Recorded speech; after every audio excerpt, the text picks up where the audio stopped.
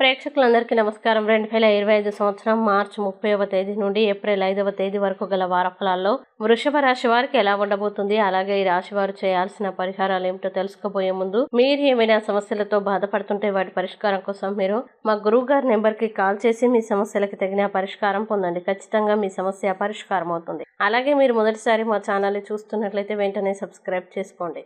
ఇక పూర్తి వివరాల్లోకి వెళ్తే వృషభ రాశి వారికి ఈ వారం కేతువు 5వ ఇంట్లో ఉండడం వల్ల ఈ వారం మీ సృజనాత్మక సామర్థ్యం గణనీయంగా తగ్గుతుంది. దీని కారణంగా మీరు మెయిల్, ఇంటర్నెట్ మొదలైన మాధ్యమాలను ఉపయోగించకుండా మీ ఉన్నతాధికారులని సంతోషపెట్టడంలో విఫలమవుతారు.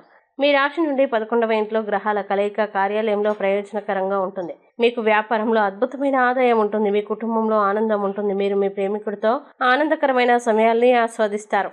మీ వైవాహిక సంబంధం బలంగా ఉంటుంది. ఇంటి పెద్దలు మీతో సంతోషంగా ఉంటారు. మీరు నిర్దేశించిన లక్ష్యాల్ని సులభంగా సాధిస్తారు. మీరు కొత్త ఇల్లు కొనాలని ప్లాన్ చేసుకోవచ్చు. మీ సహచరులు మీతో సంతోషంగా ఉంటారు. అలానే మీరు మానసికంగా బాధపడతారు. తిరోగమన బుధుడు కారణంగా మీరు అంటువ్యాధులకి గురయ్యే అవకాశం ఉంది. కుటుంబ విషయాల్ని బయట వ్యక్తులతో పంచుకోవడం మానుకోండి. మీ ప్రణాళికలు ఆలస్యం కావచ్చు. మీకు గొంతు నొప్పి వంటి ఆరోగ్య సమస్యలు ఉండవచ్చు. మీ లోపాల గురించి న్యూనతా భావంతో బాధపడకండి. పురుష స్థానికులు భవిష్యత్తు గురించి కొంత ఆందోళన చెందుతారు. మీరు మీ స్నేహితులపై ఆధారపడకూడదు.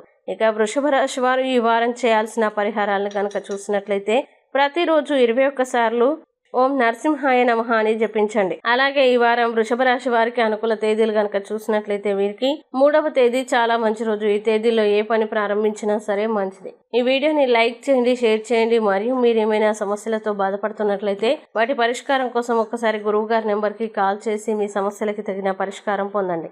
ఖచ్చితంగా మీ సమస్య పరిష్కారం అవుతుంది. ఇంకా మీరు అనుకున్నటువంటి అన్ని పనుల్లో అంతా మంచి జరగాలని కోరుకుంటూ సర్వే జనా సుఖినో భవంతు.